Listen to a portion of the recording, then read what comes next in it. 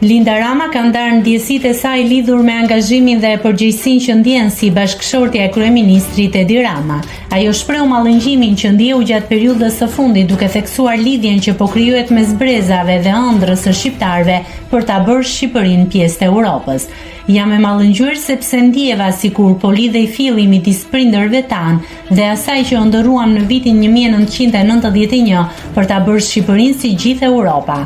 Qeveria e parë demokratike mori mbështetje të jashtëzakonshme dhe pas kaq shumë vitesh, shqiptarët besuan se ëndrat mund të realizohen dhe i dhanë Edi Ramës një mandat të fortë, u shpreh ajo.